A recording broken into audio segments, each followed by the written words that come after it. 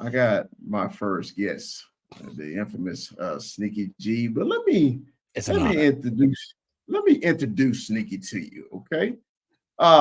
Sneaky was born January 9th, 1979 in Germany. You know, a lot of us didn't know that. He is a smooth, sexy 45 years old. He's also an Army vet serving in our military for 5 years, ended up as an E4. He's a family man with the father of three wonderful children, Sienna, Yes, and Iana. the great and powerful Nick. He's also a Masonic brother, uh, hailing from the Brightington Lodge 78, and currently living in the great state of Texas in Louisville, and the host of the Make It Count podcast. He is the great, the powerful, Sneaky G Man.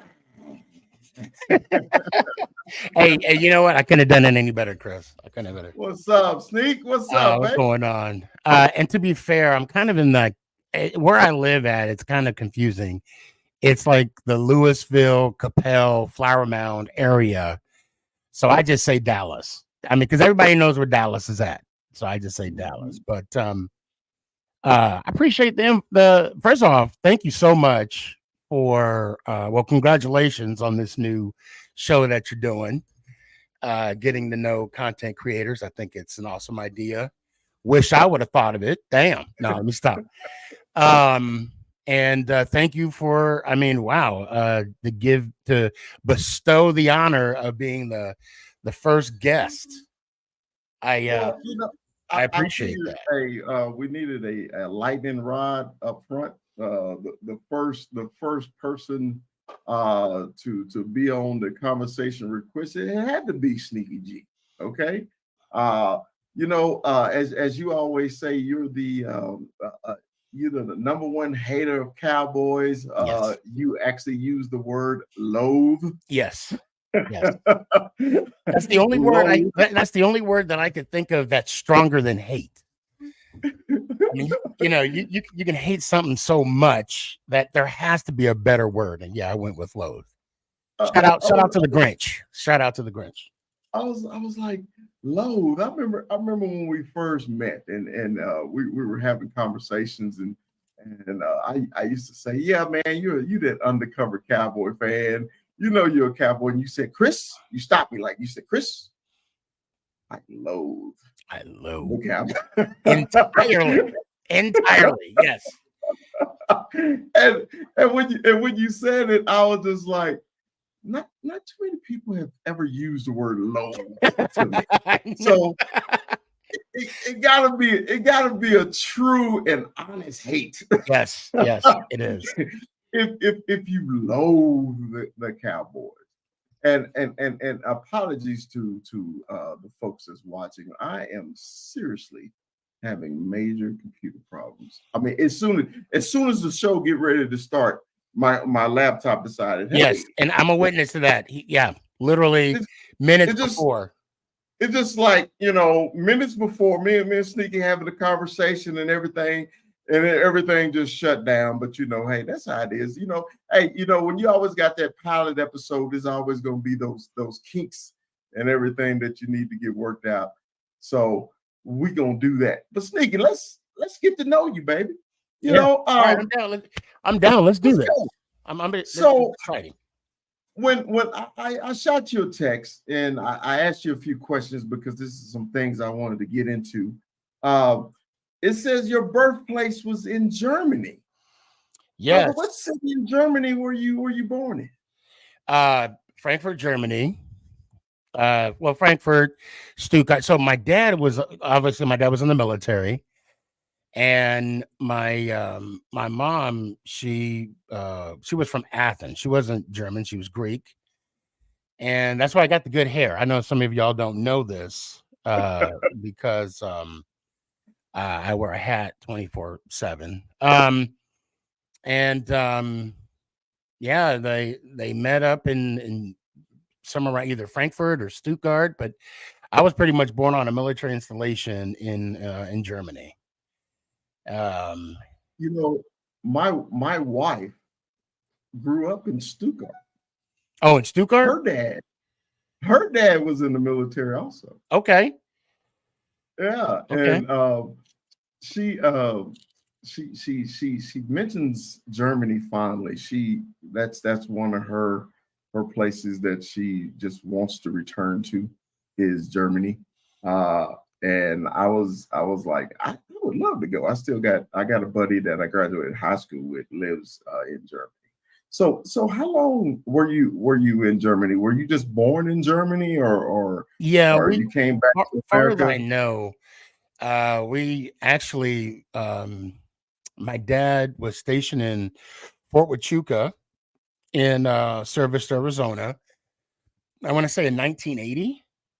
Hmm. And we PCSed over in Arizona, where I pretty much stayed there. Geez, I lived in Arizona, I think a total of like 30 years of my life. Sierra Vista, Arizona, 520 in the house.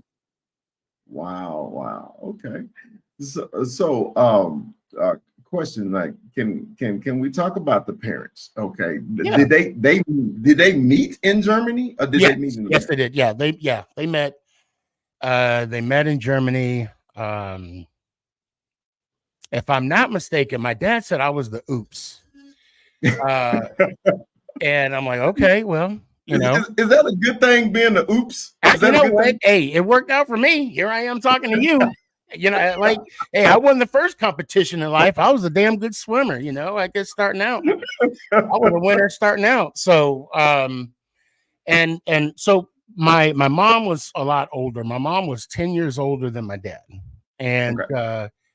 there was my brother. We have the same father but different mother. There was like a 12-year difference between myself and my older brother. It's just it was just us two. And I didn't even, the funny thing is, there's a lot of those memes that come out, not memes, but like you hear these TikTok stories where you grow up and there's like secrets that uh you didn't know about your family until later on in life. And I didn't realize up until my junior year of high school that my brother was my half brother, Uh-huh. where we have the same mom but different dad. I didn't know my mom had two baby daddies. I didn't know that. I didn't know that until I was a junior.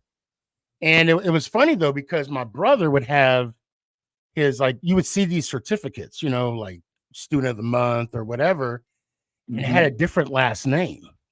Uh, and I'm like, who the hell is this guy? And then Uh-huh. mom was like, well, that's your brother. And I'm like, no, it's not. And I never thought anything of it. I just, went to the wayside. And lo and behold, my mom was talking to one of her friends, and I just happened to be in the living room. I'm like, what? He's my half brother? So yeah, I mean, it's like one of those moments where you didn't know you were adopted until you were 18.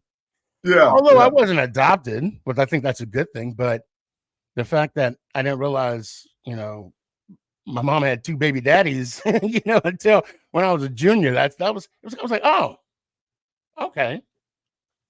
Bro, we got so much in common in that area. Because something similar to me, it happened to me also.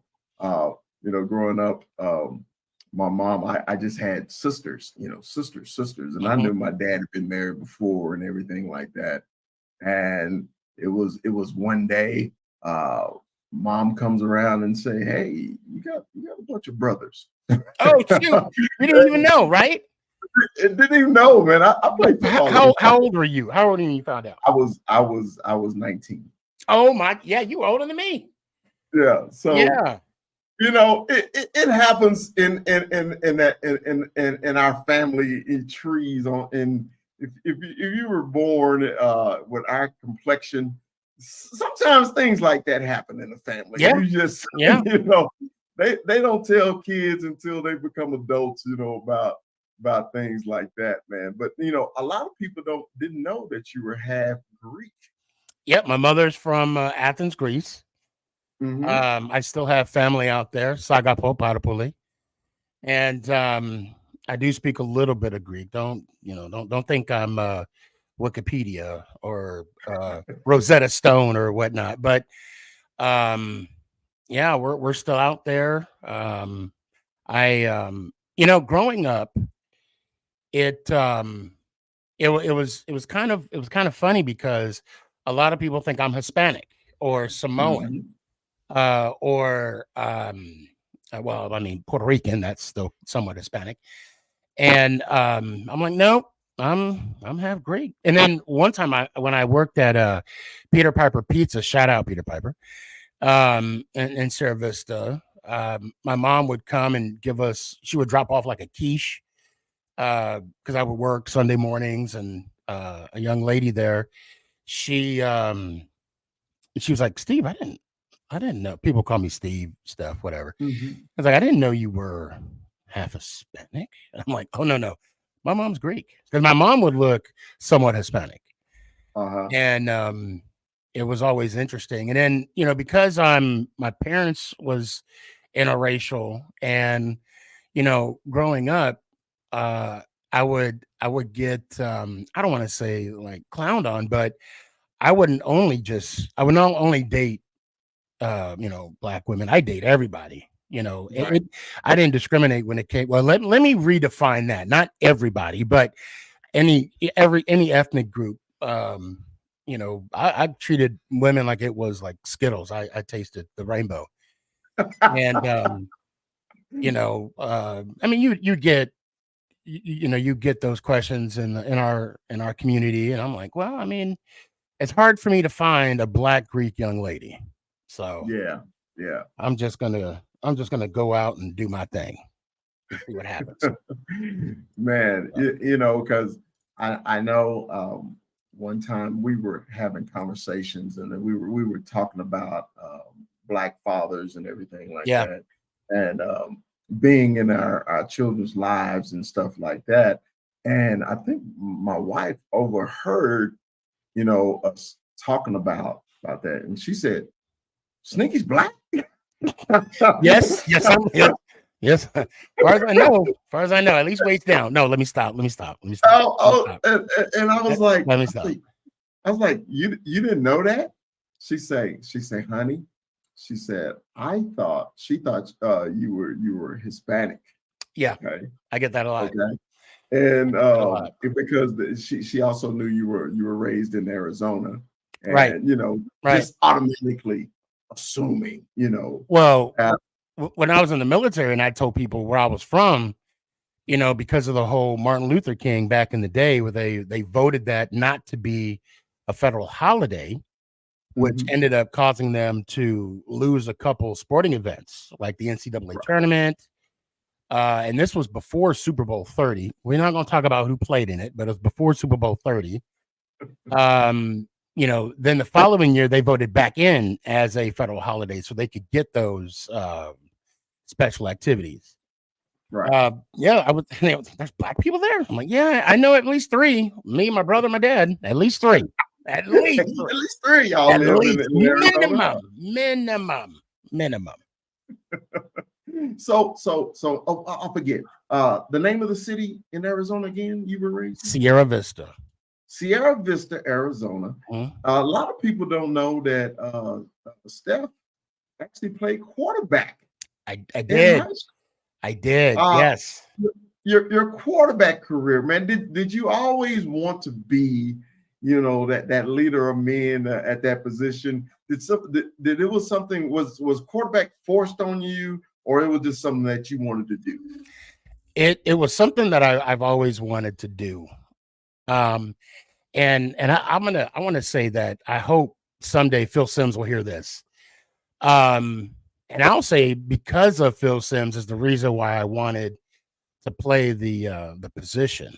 And if I were to ever meet him in real life, I would love just to play catch with him. Grown Hmm. man, and a grown man saying he wants to play catch, with another grown man. Yes, yes. I would love to just to toss the ball with him and then just to hear some of his stories, because what I remember, every time he threw the ball, it was always a perfect spiral. And growing up, I didn't have the NFL ticket. There was no such thing as NFL ticket. Only time I really got to see the Giants play living in Arizona was either Sunday Night Football or Monday Night Football. Those are the only two times. Other than that, I would have to see him on NFL Blitz with Chris Berman and with Tommy Jackson. I think Tom Jackson. Yeah, Tommy. And I would mimic Phil Simms.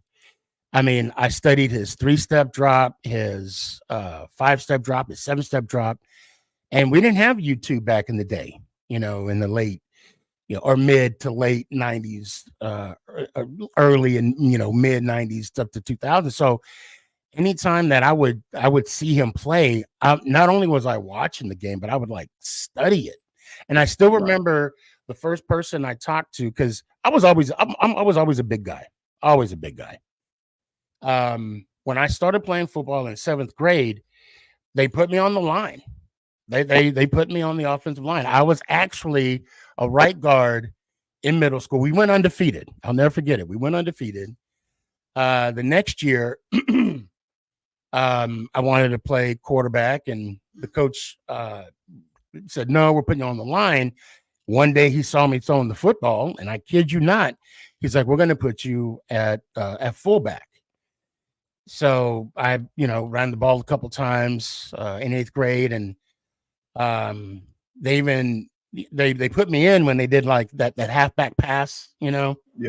Had fun time doing that. And then of course my freshman year in high school, I told coach straight up, I said, I don't want to play offensive line. I want to play quarterback. Mm-hmm. And man, I still remember throwing my first touchdown pass in high school. Of course it was freshman. But man, I could still remember how that went down today. I could still remember the feeling and like the smells and the crowd. Oh, it was a good time. It was a good time. Yeah, dude, I feel you there. I remember my first varsity game like it was yesterday. Because you work so hard to be in the start lineup, number one. Yeah. and number two, you're like, hey man, I finally made the big stage, So I know that feeling, man. I can imagine how you felt when you threw that touchdown, man. So how long did you frame the ball down? I'm sure you framed it, put it in goal, because you are a collector of things, rings, and so did you bronze it and put it in your bedroom? I wish. No, I have no idea where that ball's at. I have no idea. But yeah, man. After that touchdown, I even threw the 2-point conversion. Man, I had a good time in high school. Yeah. And so what was the name of your high school? Colts. Buena Colts. The Winter Colts? Buena. Buena. Buena Colts. Go Fight Win. All right. Yeah. And the year you graduate, what year was it? 97. 97. Yeah. So we're exactly 10 years apart. Honestly, exactly. Because I graduated in 87. You graduated in 97. Yeah. You were born in 79. I was born in 69. So exactly 10 years apart. So, all right, brother. Hey, but the Arizona life, growing up in Arizona, man, I'm a Texas boy, currently in Colorado, man. How was it growing up in Arizona? It was boring as hell. It was Sierra Vista was so we didn't have a mall. Mm-hmm. The place to hang out that I can remember was it was a pool hall called Rackham. Mm-hmm. And at my age, especially I think the last 2 years, my junior and senior year, you would go to Texas Annie's and JR's, and it was only like on teen night. And at one point in time, they would have it like once a month, and where a lot of high schoolers, Well, I mean, teen night, anybody under 18, you can, you can. I don't even think 19-year-olds could go. I think even I don't even remember if 19-year-olds could go, but I know for a fact someone told me they were 20 years old, and when I worked at Peter Piper, and they said this year sucks, and I'm like, what are you talking about? And he said, dude, I'm 20. I'm too old for the teen nights, and I'm too young for the bars. I got to wait till I'm 21, and this is in Cerro Vista. Right. So, because I left when I was actually right after high school. That's when I left, and when I joined the service. So overall, I mean, it was fun. We would find things to do, like parties or whatever, and I mean, you made the most of it. Right. Living in a small town, Tucson was like 45 minutes, an hour away. Phoenix was like 2, maybe 3 hours away, and yeah, it was boring. I'll be honest. So Cerro Vista, was your dad from Cerro Vista, or you guys just ended up there? No, my dad, he actually was stationed in Fort Huachuca. Fort Huachuca is the military base. Cerro Vista is the town, and it's a military town. Right. So, and we just happened to stay there. I mean, I graduated, like I said, 97. So, yeah, I went elementary. I was in Bella Vista, Cerro Vista Middle School, and then Buena High School. And I was too wide. They have a community college in town, Cochise, and they even have like a satellite university, U of A. But no, I had to go. I had to go when it was time. You had to go. So after high school, is that when you went straight into the military? Yeah, I actually took the ASFAB. I took the ASFAB my senior year. The in 97. I think it was like either March. It was before I graduated. I took the ASFAB. Well, I'll tell you this, Chris. Before I even had the diploma in hand, I already had my job, my AIT. I knew I was leaving. And you were trying to get out of there as fast as possible. Well, but I did take my time because although the recruiters, they want you to leave the day after high school because they don't want you to get in any trouble. They don't want you to, you don't know what happens in a couple months. But no, I said, no, I'm not leaving before the summer's out. I said, I'm going to take my summer. And then I left in September. I left that next actually school year. Right. When I joined the service, and I went to Fort Jackson. Everybody, my father said, "Oh, you're going to Camp Snoopy? Oh, it's easy." Right. Well, maybe. But I had a blast when I was in basic. If you're gonna enlist, and that's what I did. You gotta have the mindset of I'm gonna have fun no matter what. Right. Just so people that don't understand the process of joining the Army or the military, that fact, and I can only talk of my experience when I joined the Army. So first off, let me back up. I went to every branch, Marines, Navy, Army, and Air Force. The Air Force recruiter, one, he was barely ever there. Two, he already made his quota for the month. So when he saw me, it was like he was making excuses for me not to join the Air Force. He was like, "What's your ASFAB score?" I told my ASFAB score, which qualified for all 4 branches. He said, "Okay, well, do you do any drugs?" No. Okay, do you drink? I'm like, nope, don't drink. I was a square. I was the kid that was I was the oldest one of the bunch.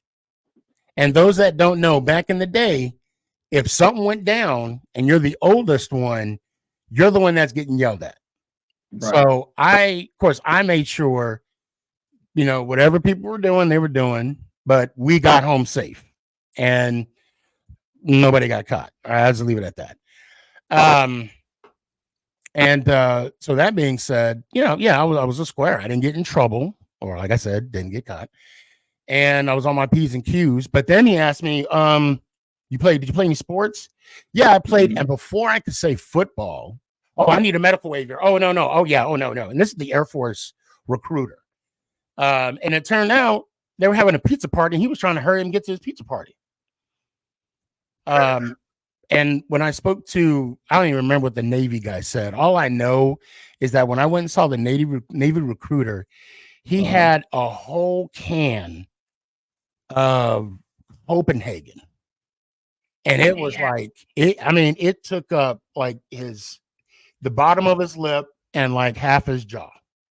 Mm-hmm. And you couldn't even see his teeth. It was just like, and so how long, what were we talking about? Which one do, it was just, and I couldn't even hear what he was saying. I'm just like, he sneezes one time, it's gonna go all over here. Right. Marine, man, I walked in that Marine and I said, do you guys give bonuses? Yeah, it's being a Marine. Have a good day, sir. I walked out. So then I went to the Army. I knew deep down I just knew the Army was like the right fit for me. Right.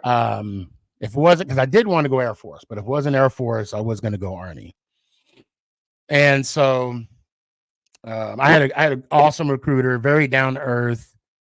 He was a tanker, and he was like, and we were cool. I don't know if he did this with other recruits, but he basically told me, he's like, look, you're gonna go to MEPS.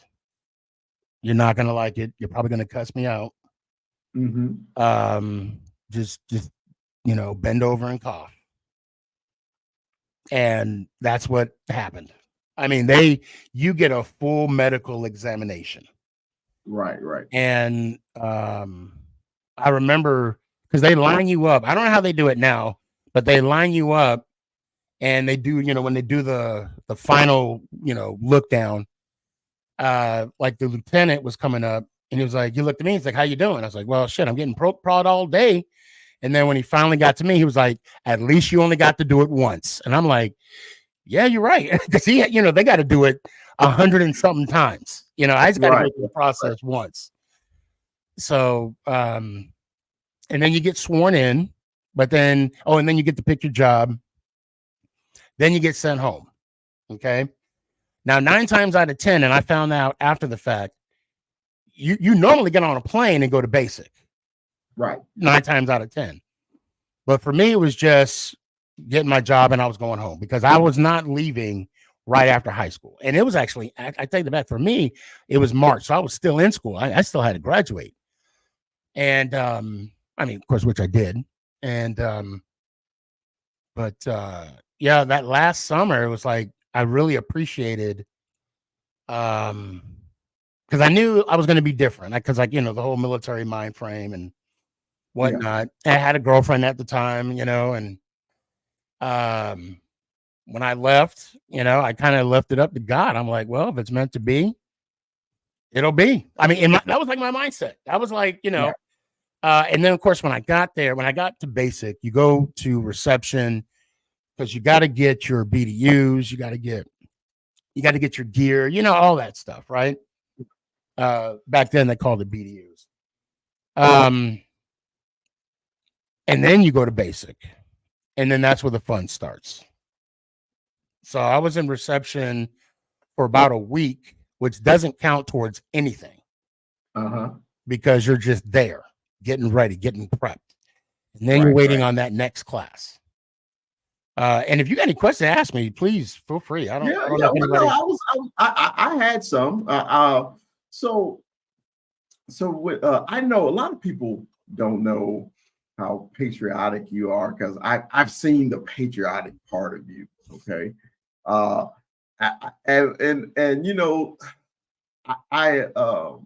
It's just my opinion. I think it's because you spent that time in the military that that gives you that patriotic persona.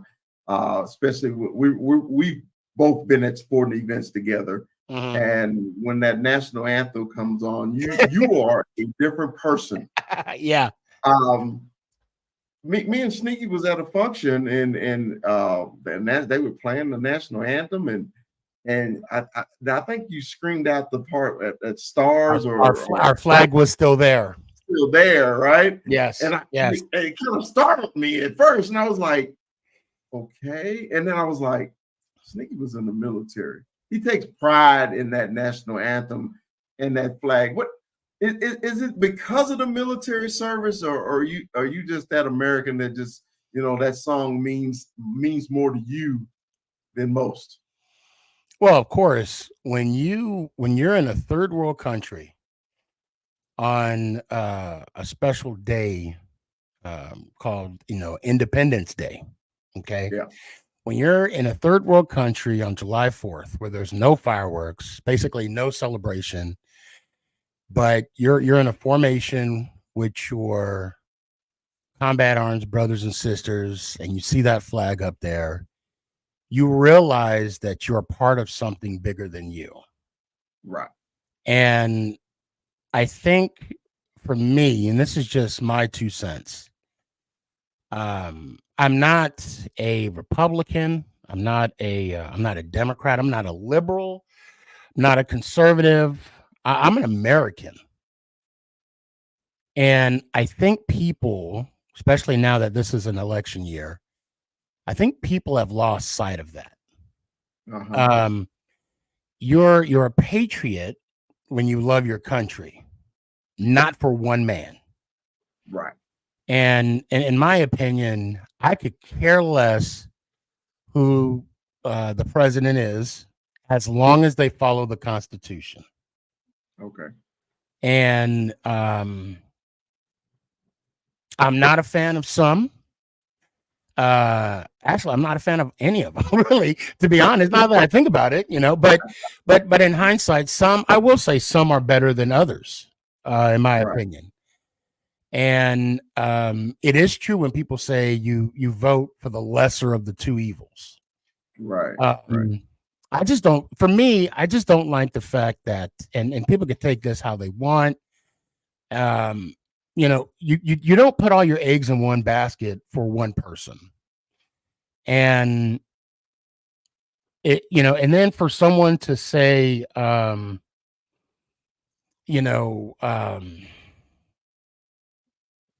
trying to be very vague because I just don't like how nowadays it's almost like a cult following. Right. With certain individuals. And nobody is above the law. Nobody is above the Constitution. That's why we got our independence. Now, granted, all right, and I'm going to say this, granted, when they wrote the Declaration of Independence, we weren't considered full American. We weren't even considered a full person. Right. And I get that a lot. How can you defend something that didn't, believe in you? Well, my grandfather fought in World War II. My dad was in the military for 22 years. He tells me he volunteered for Vietnam. I don't know how true or false that is, but I'm going to say he volunteered. God rest his soul. But he did get E7, Sergeant First Class. And of course, I served for 5 years. So I do love this country. And I'm not even going to throw the whole Kaepernick thing. Like when Kaepernick kneeled and people didn't like it. Ask you about it. I was going to ask you about that. And to be fair, when people asked about how I felt about how the Kaepernick thing, right, with him kneeling, I gave them an answer that nobody appreciated, or they kind of just shrugged it off. And the reality is, it doesn't matter what I think or what I feel. It's his First Amendment right, freedom of speech. And the fact that he can do that, and the fact that he can kneel, and the fact that you can have the Ku Klux Klan march down First Avenue, right, on a protest, which they're allotted to do that because they claim that that's the freedom of their religion, then yeah, Kaepernick can kneel. And regardless of how I feel about either, it's their right. And I'll even do a little segue in this whole situation with banning TikTok. I think it's absurd because it's an infringement on my First Amendment right. Okay. I think it's a government overreach, my 2 cents. And I think that I don't believe in the overreach that they're doing right now with TikTok. And they're using China, in my opinion, as an excuse. But look, I don't know if you have a Mac. I have a Mac. I have every Apple product almost that people think about. Where do the parts come from? It's China. But we're going to ban TikTok. But I have my iPhone with me when I go to work. Okay, I have my iPhone with me everywhere I go. Right. But we're going to ban TikTok. Yeah. So, but getting back to the patriotic thing, I have always been in the middle, and I've raised my kids same way, because I want them to find their own way. But I will tell you this: in the military, I had a great time. I've met some great people, and I've lost some great people. And sadly now, and I'm gonna get a little emotional. I've lost more friends, when they got out of the war than they were in. And when the whole talk of this wall that people talk about, I'm like, okay, so we're not going to take that money for a wall that's not going to change anything. How about we put it towards the vets? Yeah. And that's another thing, a big advocate that I am. I am all in when it comes to our veterans. Yes. All in. Yeah, I know that about you, man. That's why I said, man, you're a great patriot, man. Because when you care about your brother in arms, more than you care about yourself, I consider you a patriot. Because it's also like the brotherhood we're in, being Sonic Men. Yes. We swear we swear an oath to be there for our brothers, and it takes special people, man, to actually live up to that oath. It's one time, man. I was in Tyler, Texas. Me and my wife was in Tyler, and we were looking at this timeshare. The old timeshare scam to get you to, to get you a trip and all this. But we were in Tyler, Texas. Okay. And we got lost, couldn't find the highway and everything. And on the back of the front of my car, I always had a light. Always had a light. So if you don't know what a light is, people, that's the square and compass. Yes, Masonic. If you don't know, yeah, all right. Yeah. So I was lost and pulled over to ask the gentleman, and of course he said, "Hey, brother, nice light." I instantly knew he was a brother. Yeah. And the man helped me, actually drove me to the highway. And my wife was like, "Man, that was nice of him." I said, "Babe," "Yes, it was nice. It was sweet of him." But I said, "But he pledged the oath to always be your brother's keeper." Yeah. I would have did the same thing if I saw him and greeted him, and I would have did the same exact thing. And I said, it's a brotherhood. I said, so we were just, a brother showing kindness to another brother. Yep. So, and when we met, and I was like, oh man, he's a Mason. All right, we're gonna get along regardless. It don't matter if we cheer for two different teams. We're still in a fraternity together. Yep. It's the same thing with people being an Alpha or a Q or a Kappa. It's a fraternity, and we're not worshiping the devil. We're not the or building UFOs. We're building UFOs. I'll never forget, a guy walked up to me, saw my ring, and I don't have it on right now. He was like, "Oh, you're a Mason?" Oh yeah, I sure am. I hear you guys are building UFOs. I'm like, this guy, what he was like. No, I mean, he was serious. Like, no, are you? No, we're not. We're not at all. I mean, I had a good old laugh at that. I thought he was joking. I honestly thought he was joking. Right. No, he was serious. And then someone, I'll never forget this. I told someone that I was a Mason. Yeah, they legitimately thought that I worshiped the devil. Yeah, I like that one.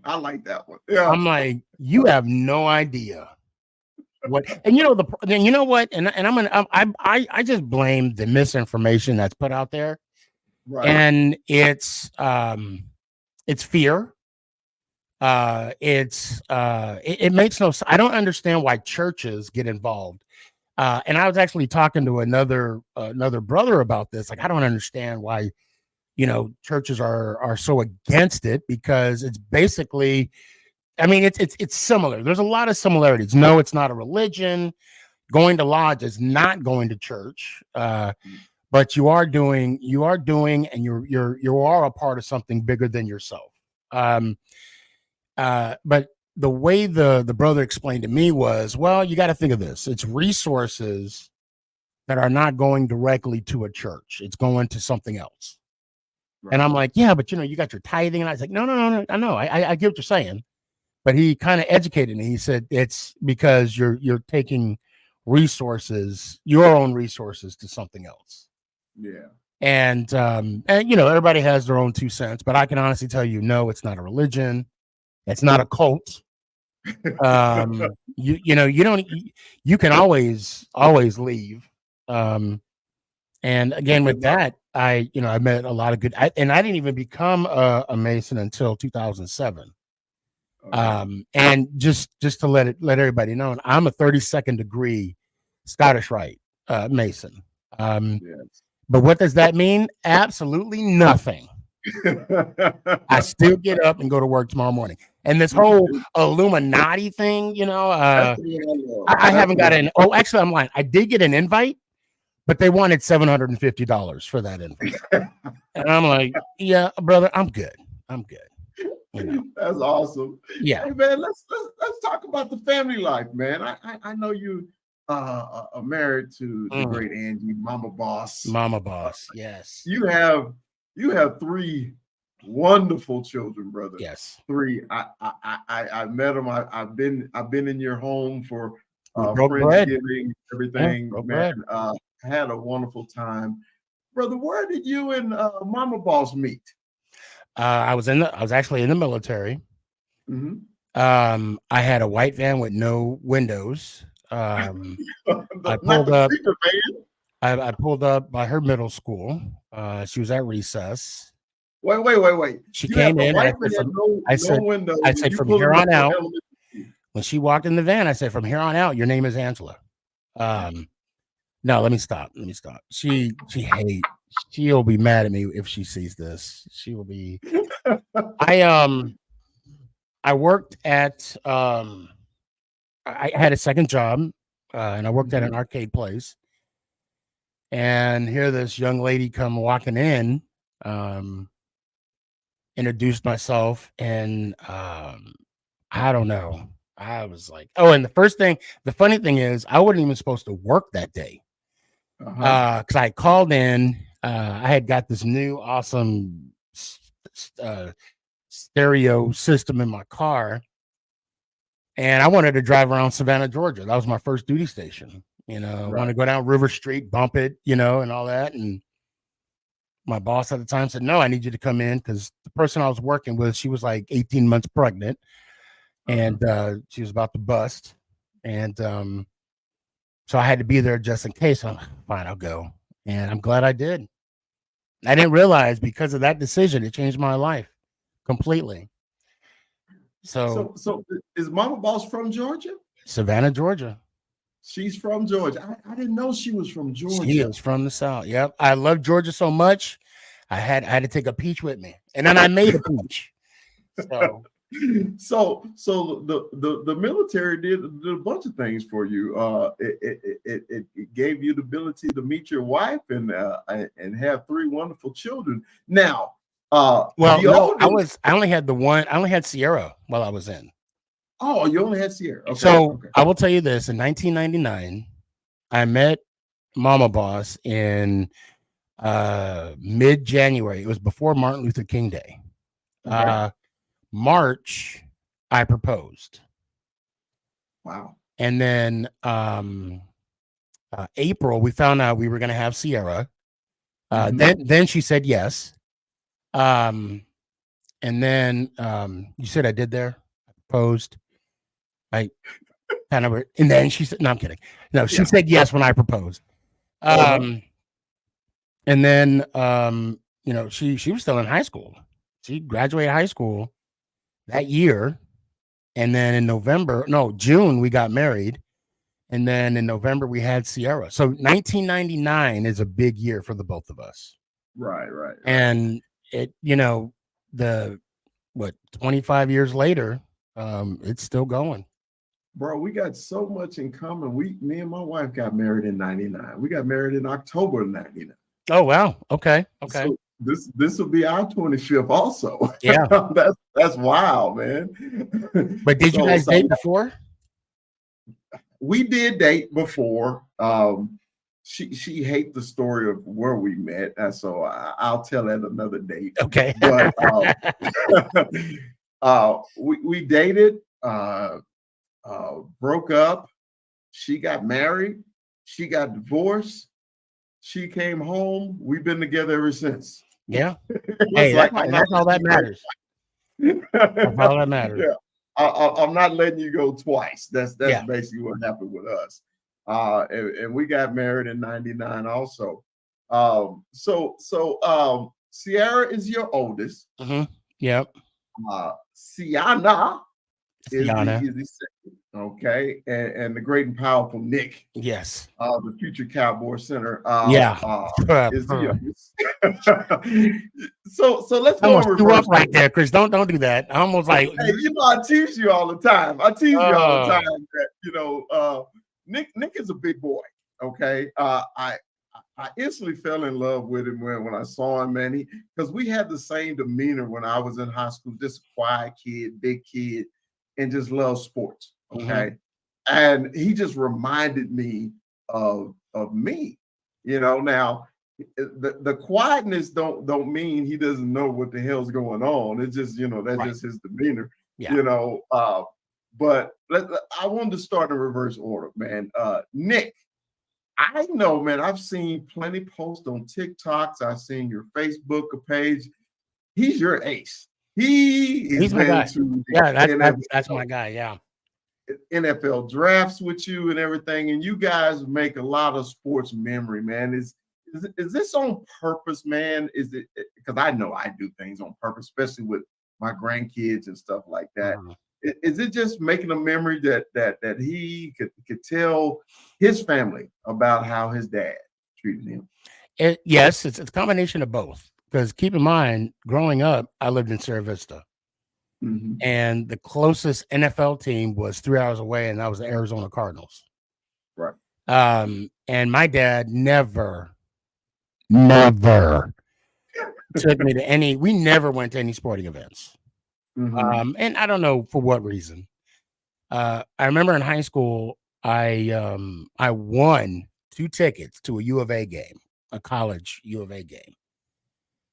And I told him about it, and the game was like a month later, right? Every week. Hey, I got these tickets for U of A. Got these tickets, and the week of, my dad was unique. I love him to death. It could have always. I tell you what, he was a great father. He did what he had to do to. I never went hungry. I always had clothes on my back. I always had shoes, whatever, roof over my head. But outside of that, yeah, good luck with that. My dad was the type of person that I legitimately had to be pristine that whole week for us to go. Right. And if you would have told me no, but in a sense, it's one of those things. I knew we weren't going to go, so when it didn't happen, I wasn't as upset because I knew it wasn't going to happen. Yeah. But one morning, he had a rule that I had to make my bed before I go to the bathroom. Right before, that's the first thing you do in the morning. You go to the bathroom, you come back, you make your bed, and then my bed had to be made before I left to go to school. Period. Okay. But he made up some BS because I didn't make my bed before I went to the bathroom. We're not going. Wow. And I said to him, Dad, let's be honest. We weren't going anyway. And he was like, well, you never know. I'm like, no, I know. You already knew. I already knew. So I think it, for me, I'll if I have the means, I'm going to go to a sporting event. And yes, I want Nick to have those memories. And to me, it just doesn't feel right. If I'm going to be somewhere that's entertaining and, he's a Giants fan. He was born a Giants fan. And if I'm going to experience something that's phenomenal and involves the Giants, why not? And yeah, so basically every sporting event, he's came with me. Draft, my first time going to MetLife was his first time going to MetLife. Okay. The only thing he didn't go was my first time ever seeing the Giants play, and that's when I was in Seattle. 2000 was it 2000? I think it was 2010. I think it was 2010 was the first time I saw my guys play live ever. Okay. And this is when I was a fan and since '86, but he was only 3 at the time. So that's the only reason why I didn't bring him. Right. But he was with me the next time when Beckham was on the team in 2013 or 2014, one of those years. Yeah, he was with me. Wow. So Miss Sienna, that's her name, Miss Sienna. I still think about these damn cookies that she made. Right. Well, let me tell you, you talk about the cookies. I'm surprised you haven't brought up Mama Boss's potato salad. Well, we were getting to that. Oh, okay. I'm sorry. Okay. I was just first order. We're talking about Sienna. Yes, her cookies. Her cookies. Yes. I wanted to give her a compliment, man. I mean, she has a skill that most people don't have, man. And then the kindness in her heart, man. I just seen in her. I said one day it's gonna be a lucky guy that gets her. He may have to fight through her dad, and her brother. Her know. And her brother. And he may. And he's probably going to be from New Jersey or New York because he better be a Giants fan.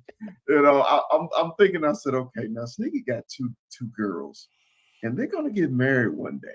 Hopefully. Sienna comes home with a cowboy on her arm, meaning a player. What is Steph going to do about this?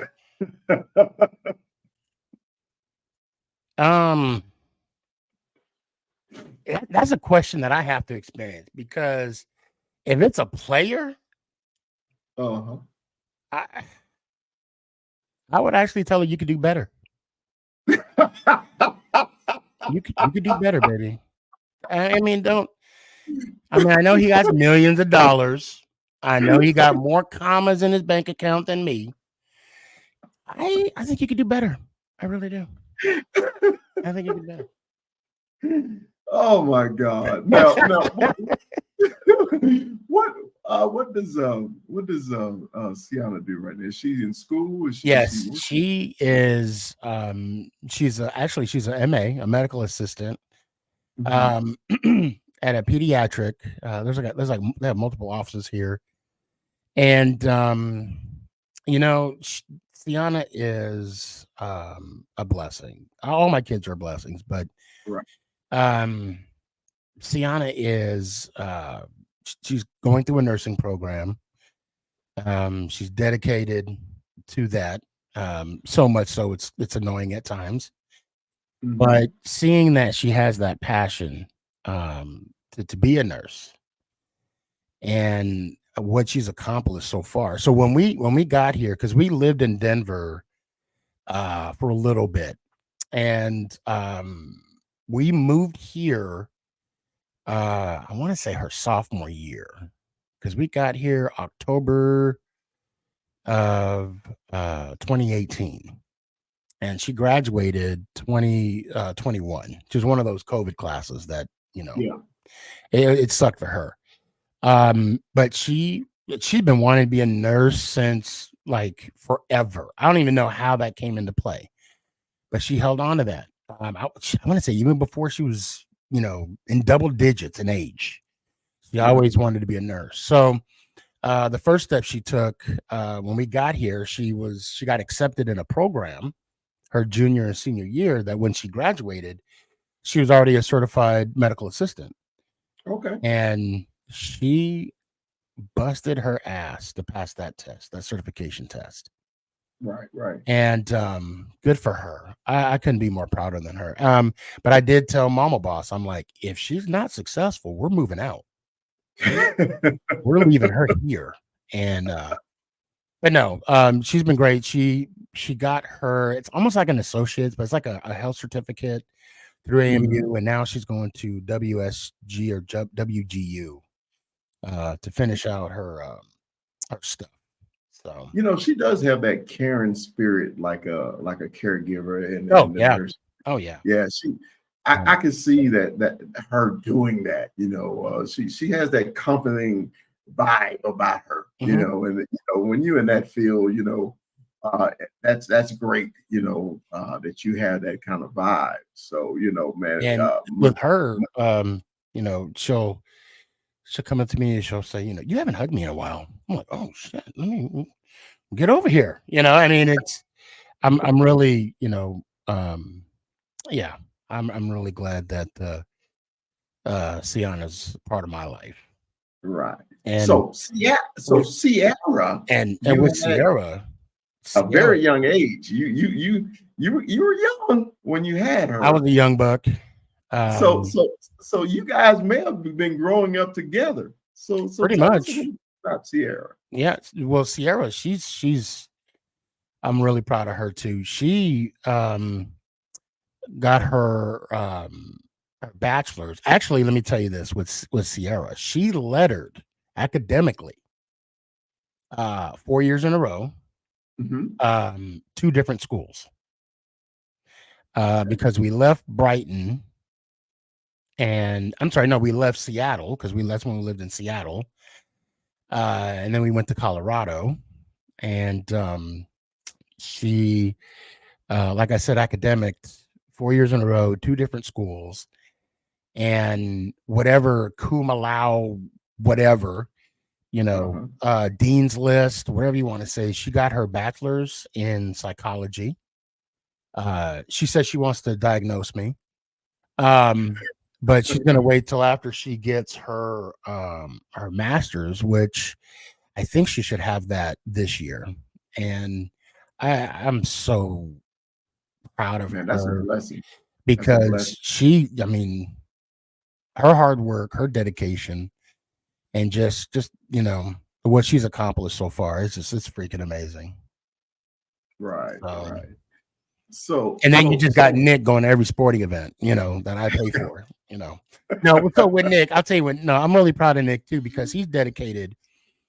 He made varsity, and playing Texas football, it's a whole different world out here. Yes. And he really dedicated himself to his craft. He's a offensive lineman, offensive guard, and part-time center. Actually he could do anything on the line. He'll tell you no, but he could do anything on the line. And with him, again, being a junior, just dedicating himself. Last year in summer, they have this thing, JC, they call it, during the summer. And I mean, he rarely missed a day. And those summer months are not easy here in Texas. Oh no, And I've lived it. he's still there. He's still doing it. He's kind of up in the air what he wants to do, if he wants to play college ball or not. He doesn't know this, but he is going to be doing some camps this year just to get seen. Right. And if the chips fall where they may, if he gets a scholarship, we'll go from there. If not, we definitely have a plan B in place. But that's another thing my dad didn't do for me. And I know when I talk about my father, it's kind of a negative epithet, but it's not. He did what he had to do. And I really appreciated what he did. Like I said, I never went hungry, roof over my head. But when it came to anything sports related, he wasn't all in like I am. And that's fine. I mean, every parent's different. And I tell you this, I'll never forget it.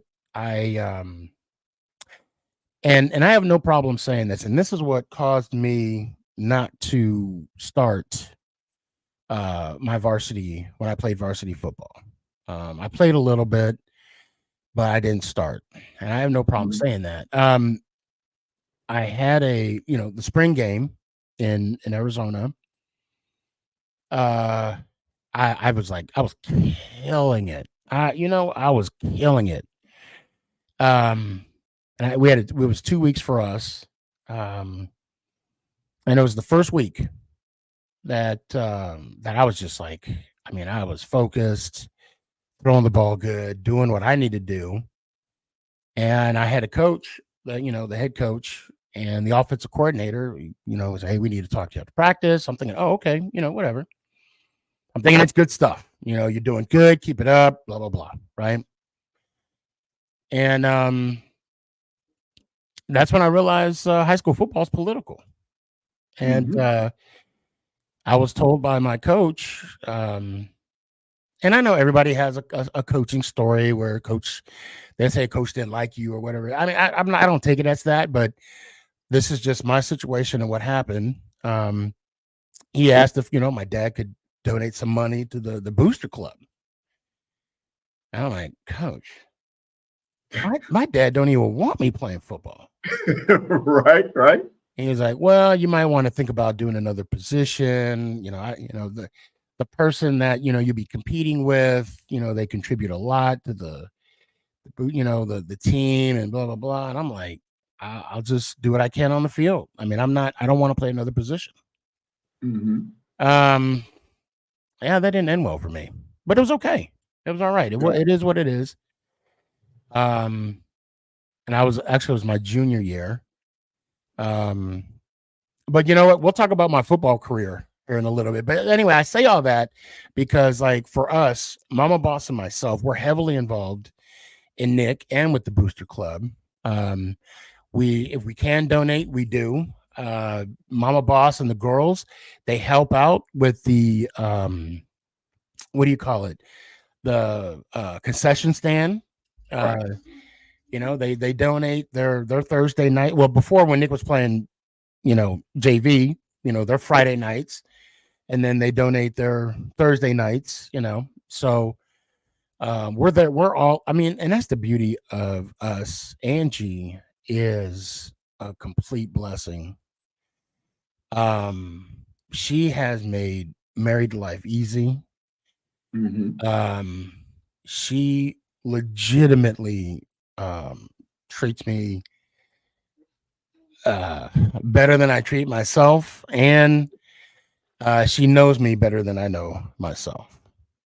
Well, that's what you want in that partner, though. To be, you want that Bonnie and Clyde effect. Yes. Yeah. I tell people about my wife. I say, man, no, it's true, ride or die. Oh yeah. When we got together, I had already had 2 children from a previous relationship, and at one point, my kids was living in one spot, I'm living in another spot, and then me and her were dating. We got engaged, and she said, "Well, we need to go get the kids." And I was like, "Okay," I didn't want to just spring that on somebody. Right, You right. freshly engaged and everything like that. And she said, "If we're together, we're together. We're Yeah, together. yeah. Period." And so I knew right then I had my ride or die for life. And this sounds like Angie has always been that ride or die. Especially when you got a ride or die that can make potato salad like that. No, That's no the only raisins. reason why that's the only reason why I married her. Hey, Sneak, no raisins. So Ain't no raisins. Ain't no raisins in that potato salad whatsoever. yeah, because Ain't you know, no. as African Americans, the first question you ask, who made the potato salad? Yeah, and let me tell you what's funny. When we first met, and her dad, I met her, my father-in-law. I say her dad, my father-in-law. He dated black girls. So, because you got to keep in mind, this is in the South. I'm in Georgia. In Georgia. Okay. In Georgia. Yeah. So I got to be on my P's and Q's because you don't want to make that wrong left turn, and Yeah. But he welcomed me in the home. And Angie had, like I said, he married. He dated and married black women too. So he also had 2 mixed kids, Tiffy and Chris. Shout out. And so I was over at the house one day, and we were already together, whatever. And I want to say it was Easter when she first made potato salad. And Chris, I shit you not, I proposed that next week. It was a wrap. It was a wrap. So I mean, people may say I married her because she was white. No, have you tried her potato salad? I snacked her up as soon as I could. You have to have the potato salad. Yes. So I'm gonna tell you. So Chris had a little get together at his house, right? And I asked Mama Boss, I said, please, can you, reluctantly, I'm kidding.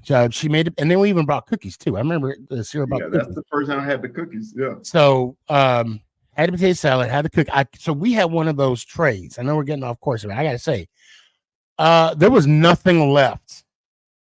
It's gone. There was nothing left to take back, to take the tray back. You know what I'm saying? Like, not that I was going to take the tray, but I always kind of leave it out there because, people don't want to eat it. Yeah. You take it. There was nothing left of that potato salad. It was gone. It was gone. Okay. So question. How long have you guys been married? Well, you told me 25. It'll be 25 years in June. You met in Georgia. You guys, you were in the Army also. Yep. So you were in the Army. So you guys moved around. So the different cities you lived in, brother, other than Arizona. So Seattle, I know of. Yeah. I know Denver. Mm-hmm. Of course, Texas, Georgia, because that's where you guys met. Any other places? Yeah, actually, my first duty station after we got married. Well, my first duty station was Hunter Army Airfield in Savannah, Georgia. We then went to Dexheim, Germany. Mm-hmm. I was stationed there for a couple years, and I think this would be a perfect segue to kind of talk about my football career too, because that's where it kind of took a little turn.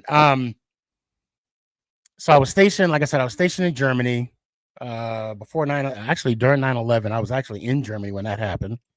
Mm-hmm. And I played on a team called the WK Panthers. Okay. And during that season, I had happened to get a concussion, pretty bad concussion. Mm-hmm. So bad that I don't even remember playing the game. And Mama Boss was like, "You're done playing tackle football. Uh-huh. You're done." DUNN. Done playing tackle football. Two ends, huh? So, of course, that's when I started playing flag football. That kind of curved the appetite. Still gave me that competition that I was looking for. Then in 2002, got out of the military. Came back to the States. And I want to say it was actually, so when I came back to the States, I coached high school football. And I know we're talking about the cities that I lived in. So I lived in Germany, of course, Arizona. I went to Haiti. I was deployed to Haiti. I didn't live there, but I was deployed there.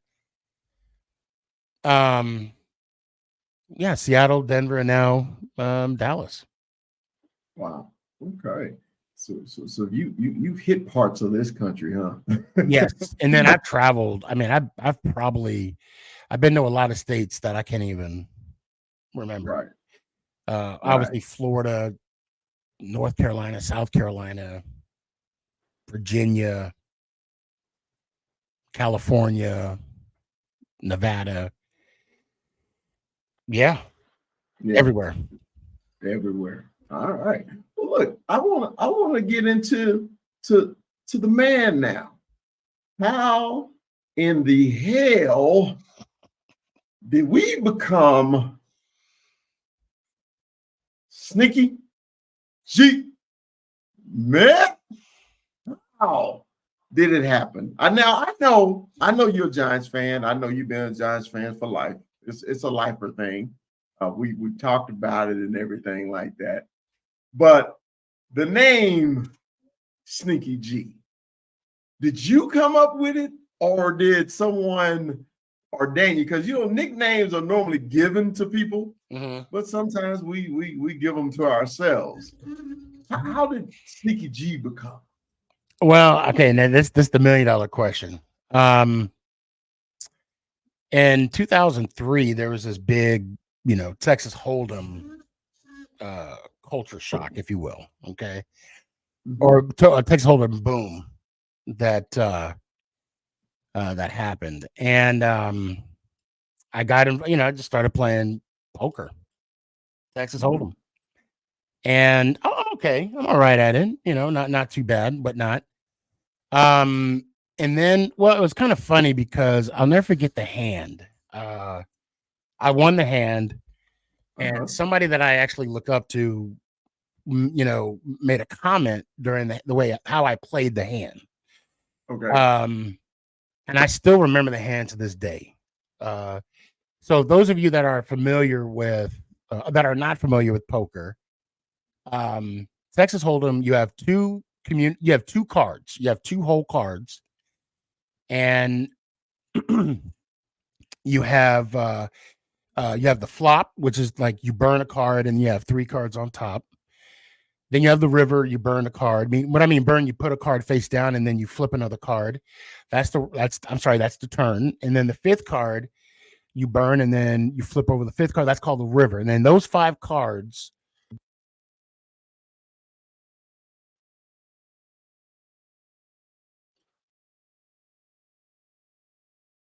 Yeah, your mic is gone.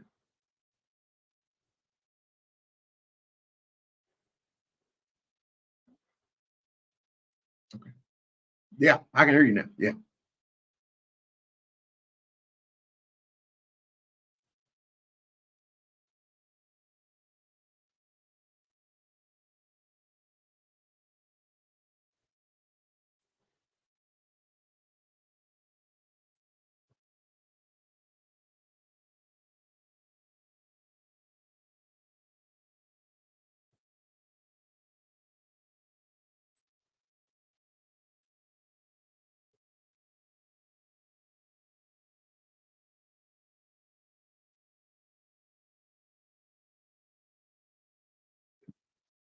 No.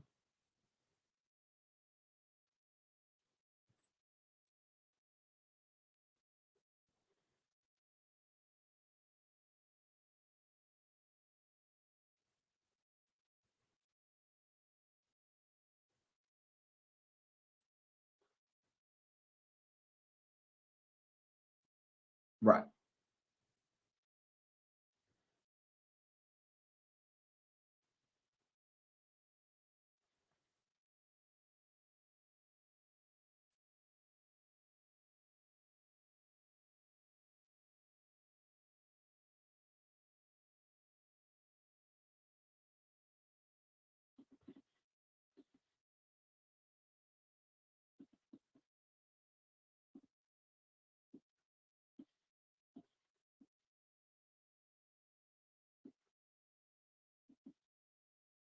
Uh-huh.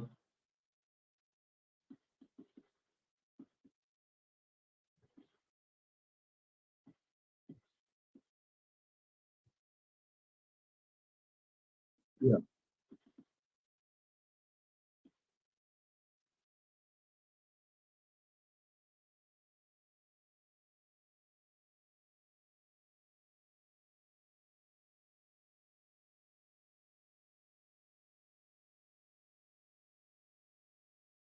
Right.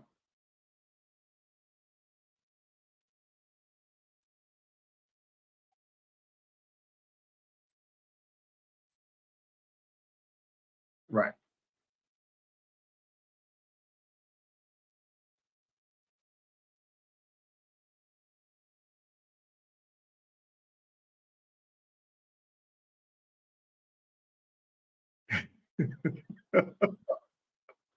So that's how Sneaky G Man came about. Playing poker. See, I never knew that. We talked about a lot of things, but I didn't know how the name came about. Okay. Of course, everybody always assume things, how.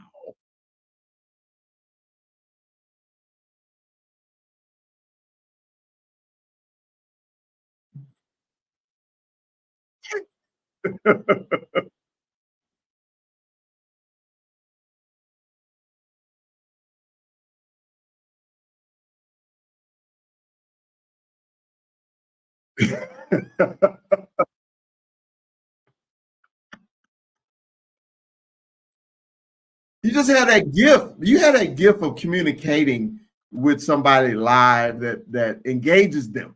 Okay. So once they're engaged with you in conversation, it's like a battle for them. Because if they got any kind of competitiveness, they want to compete with you. But you have that, some people have that way of that quick wittedness, the you can come back on anything.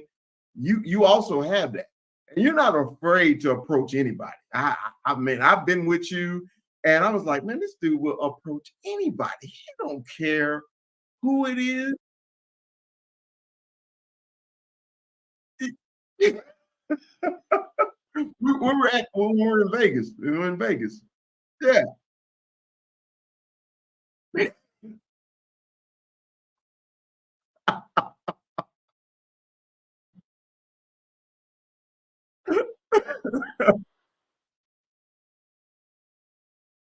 Yeah.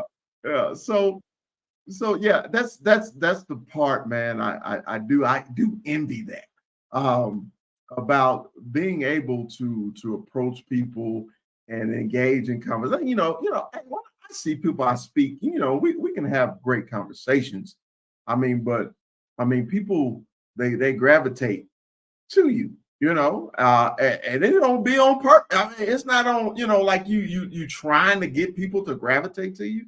It's just, it's you. It's just what you do.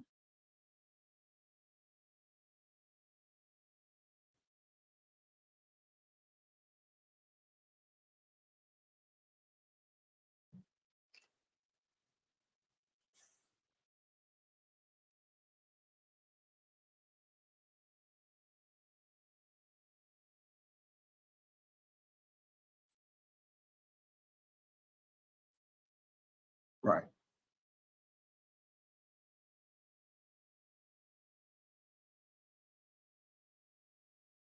Mhm.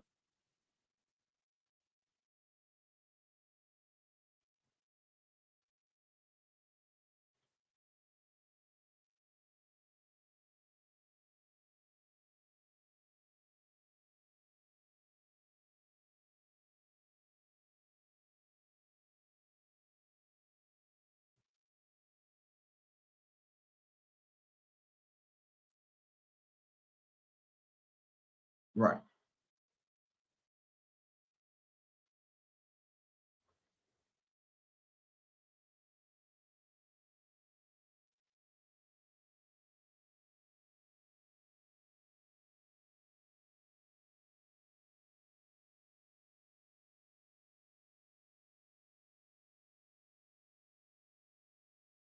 Mm.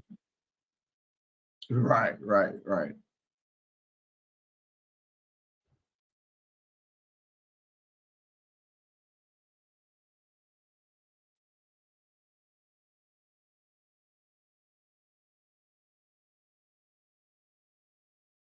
right,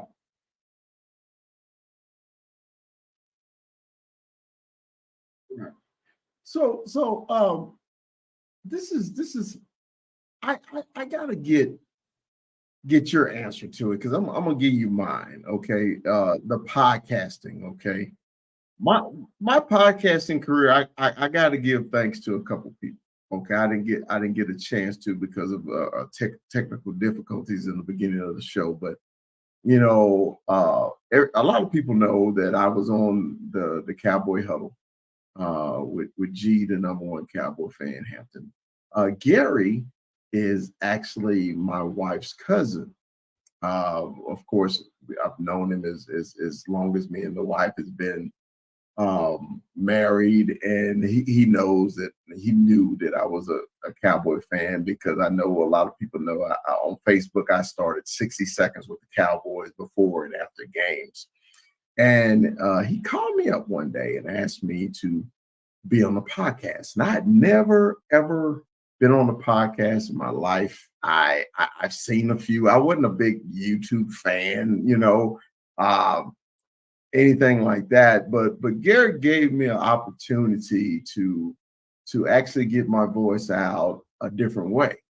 And podcasting, I think just about everybody has a podcast now, but podcasting helps fans get out and actually say things that they've always wanted to say and communicate with teams and players also. So have fans be fans.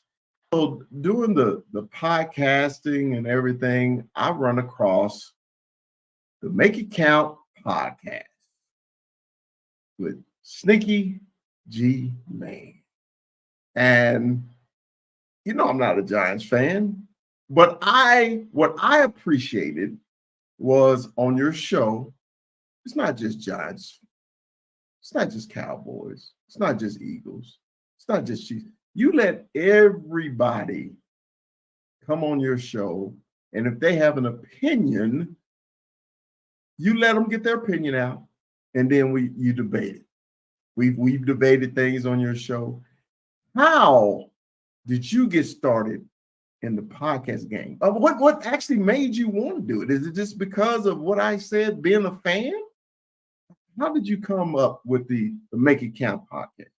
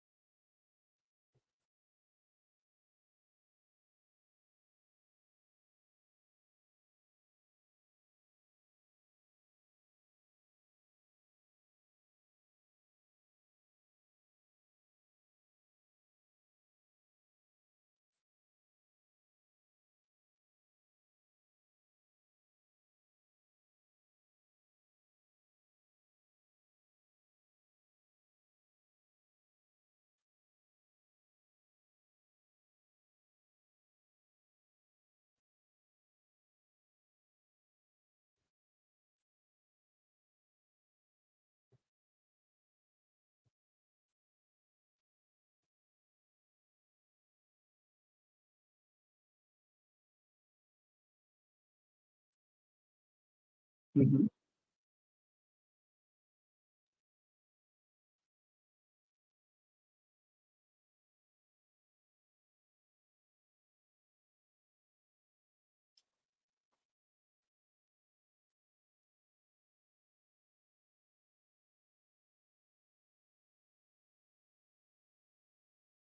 Mhm.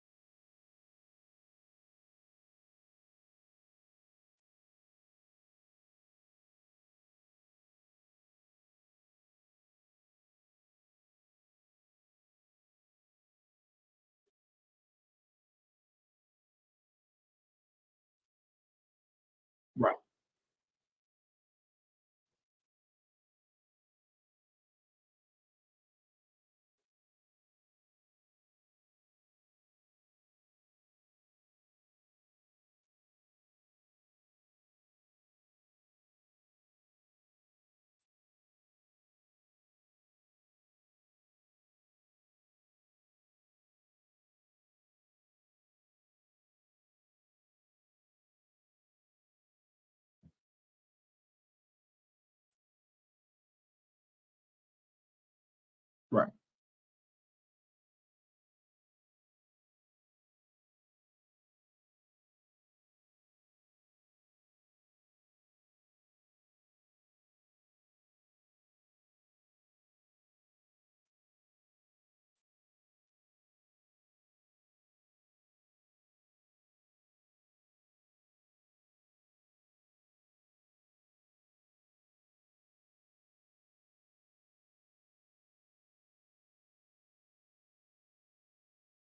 Hmm.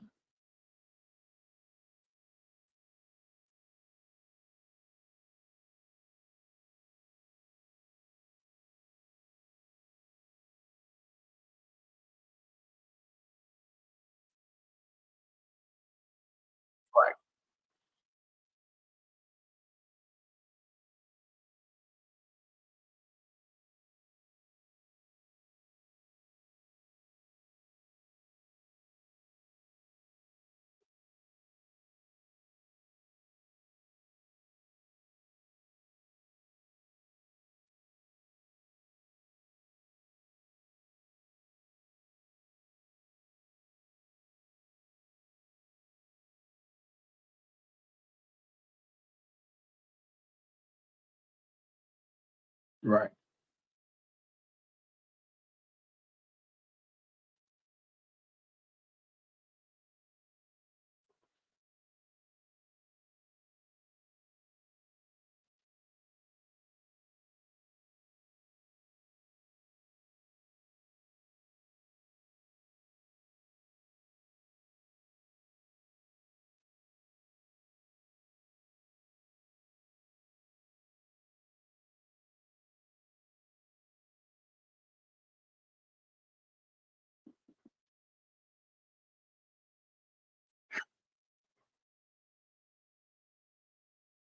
Right.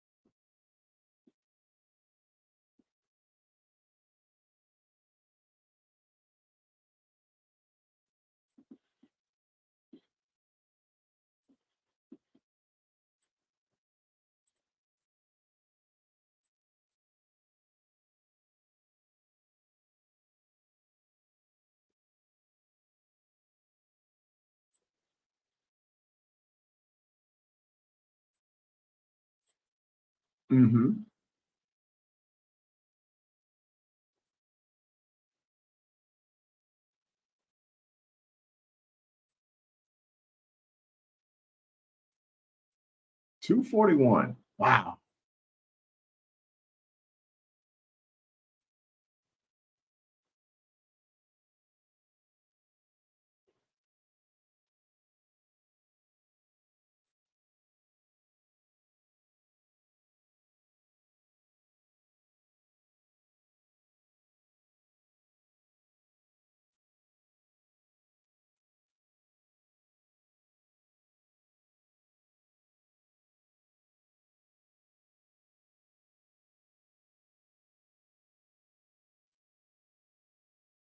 Right.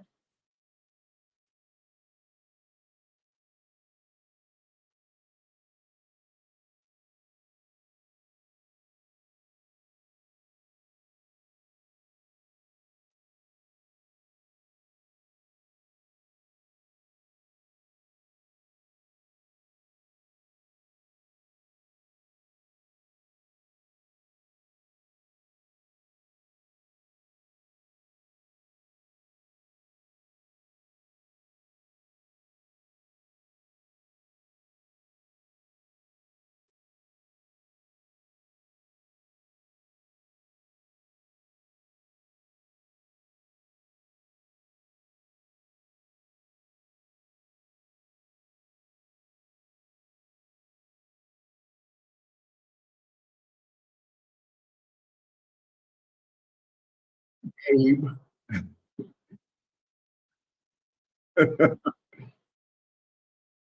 Mhm.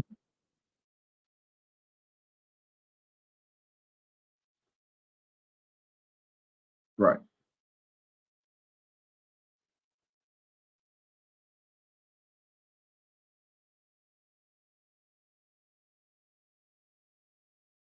Yeah.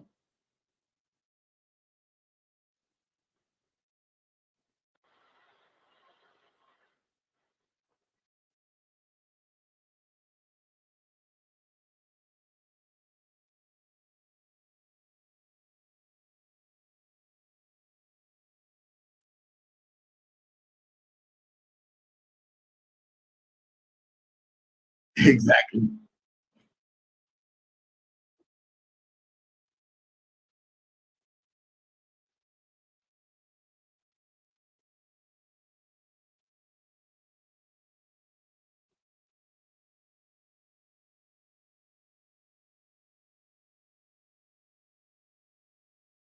Right.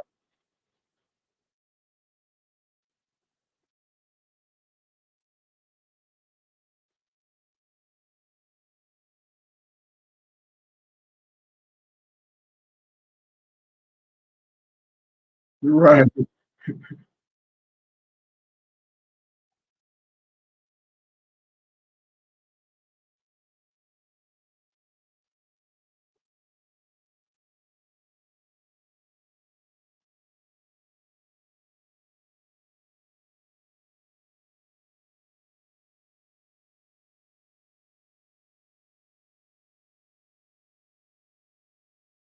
Yeah.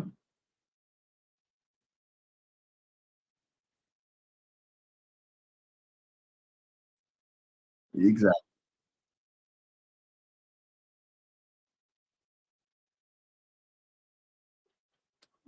Yeah, because that's the thing, man. A lot of people, it's a lot of critics, but a lot of the critics are people who won't do it, afraid to do it, but they got plenty of things to say about you doing it. And I had to get used to that though, sneak, because I can make a TikTok and being factual about something or giving opinion about something. And I've been critical of Cowboy fans. I'm not that typical Cowboy fan. Just I'm blinded by the blue. I'm not blinded. Okay. If I see garbage, I and that's garbage. Okay. And one time I said to Cowboy fans that they were celebrating that somebody else had beat the Niners. And we had just got our ass handed by the Niners, right? And I said on a TikTok, why are you celebrating that somebody else beat them? Aren't you pissed that somebody else beat them and you didn't? And man, I got a backlash, sneaky, like I had never been a Cowboy fan a day in my life. And I was ticked. I was like, how can you not? All this crap. I mean, all everything. I had a buddy of mine said, man, I don't think I ever seen you without cowboy gear on. And then when somebody who don't know you online or on TikTok accuses you of not being a fan because you're critical of your team, I had to get used to that. So are you used to the criticism of things you may say on online on the podcast?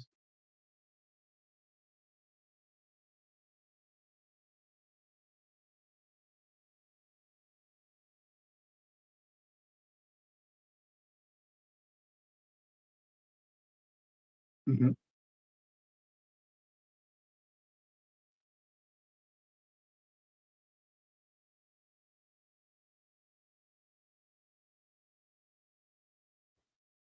Right.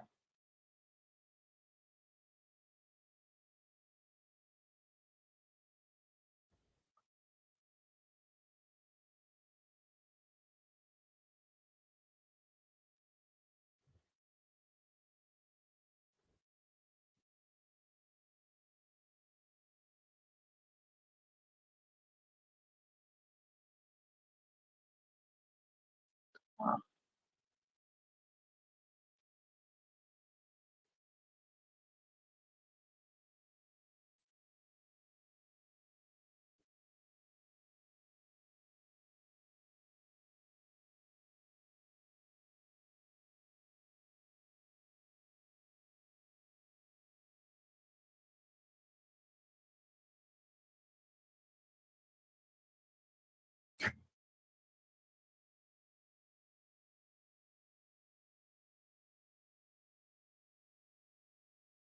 Right.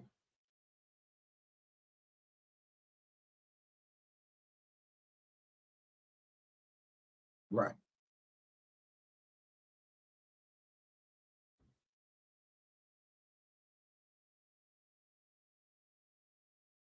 Yeah.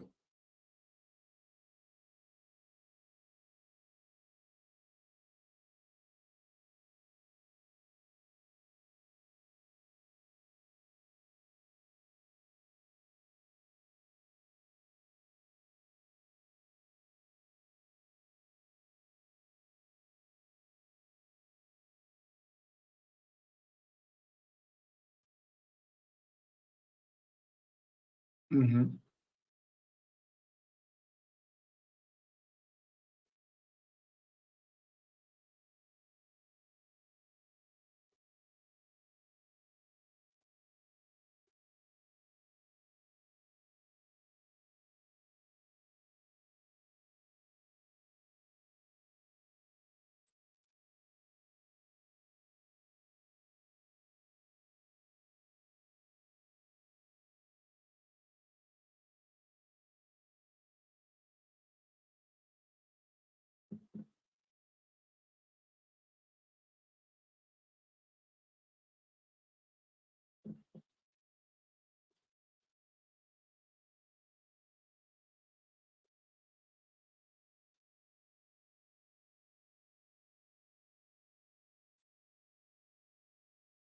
Hmm.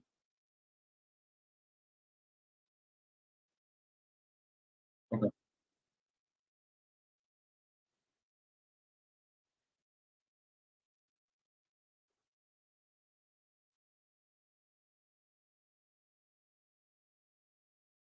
Right.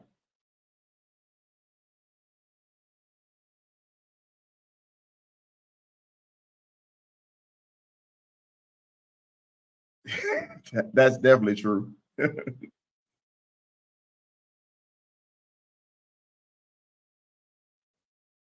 Hmm.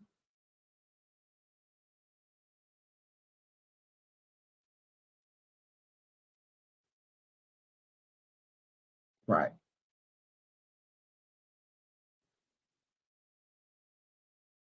Right.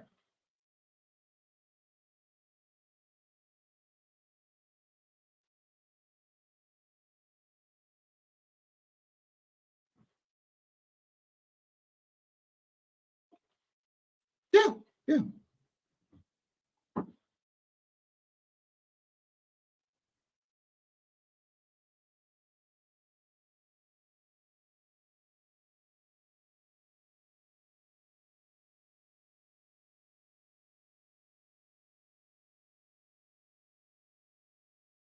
Uh-huh.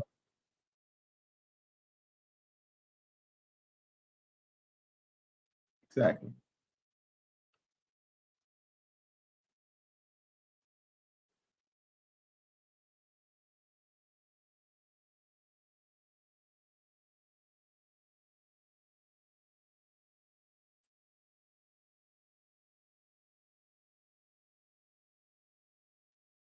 Yeah, you're really active with your followers on TikTok. I it's some things that they say to you and everything. I love your responses a lot because your responses are basically you're flipping it back on them, and but you never ever actually address the question. And I think it's genius because I think it's frustrate the negative people, so much because they want you to engage and get into an argument. Okay. They want you to get into it with them. And you really flip it. It's funny. And then you end it with the go Giants out. And I think that kills them more than anything. And I was just like, so sometimes you have to be aware of who you attack because you may not be, up to the task of of dueling with Sneaky G.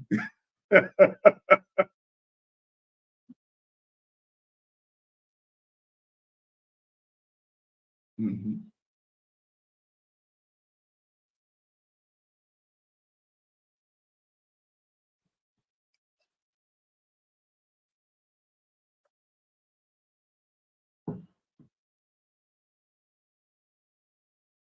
Right.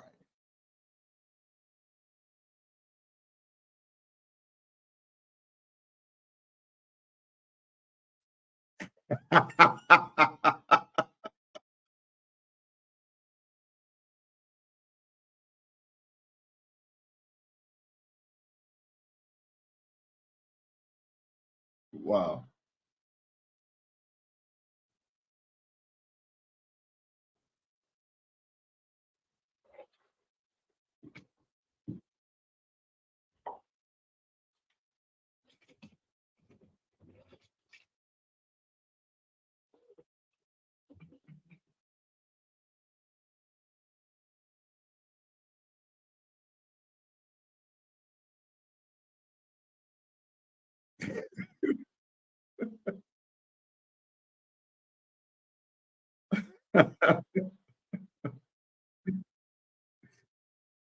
It's funny, man. You know, when you say a football junkie, I am too.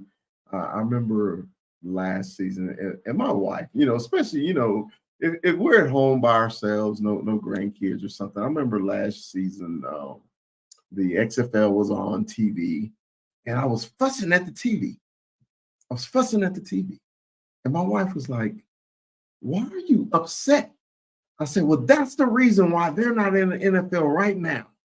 And it was an offensive lineman that was actually had lazy feet. He was getting beat off the corner. His technique was terrible, right? His technique was terrible. And she said, "How do you know this?" I said, "Honey, I say some people are football fans just because of the garb. They love the colors. Say true football fans live it. They know every bit about their team, players, and past experiences." I said, honey, I said, I was a good athlete, but I wasn't a athlete that I knew that I was going to go to the next level. Okay. But when you see professionals being lazy, it's reasons why they don't make teams and move forward and make the big money. And I broke down this whole play, Sneaky. I had the recorder and I kept rewinding it like we were watching film in college, right? I kept rewinding it and I was breaking it down. And she said, "I understand now." She said, "It's not a love, it's passion. It's a passion." Right.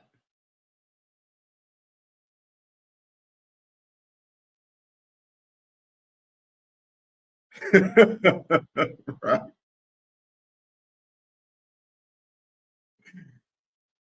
Yeah.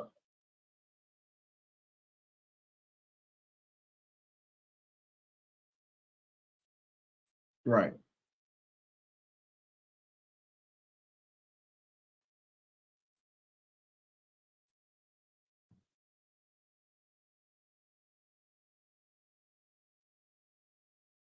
Right.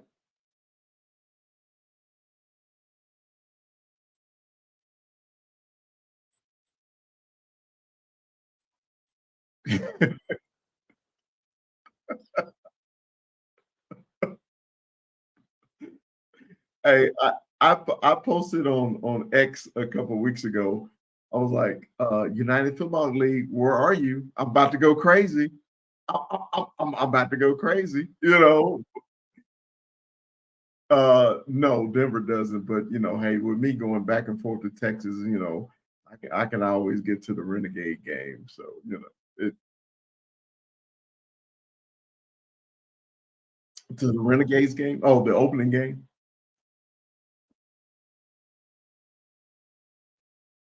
That's right. They played the Birmingham Stallions. Yeah, yeah, Birmingham. Well, look, brother, my first guest on conversation with Chris, man, I you just don't understand, bro, how much I appreciate the conversation. and everything like that, man. Do you have any final words or anything that you want the people to know about you, about your podcast? Anything that you want to get out of there?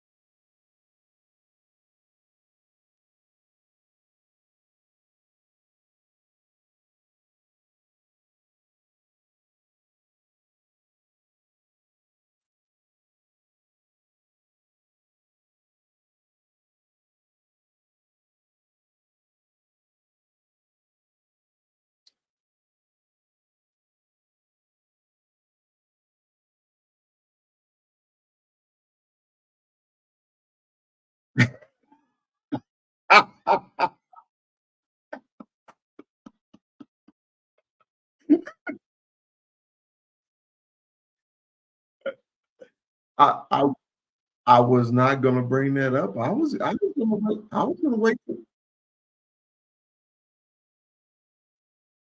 Don't do it. Don't do it. Don't do it. Hey, hey man, once again, thank you, man. Everybody, hey, I want y'all to give it up for my man, my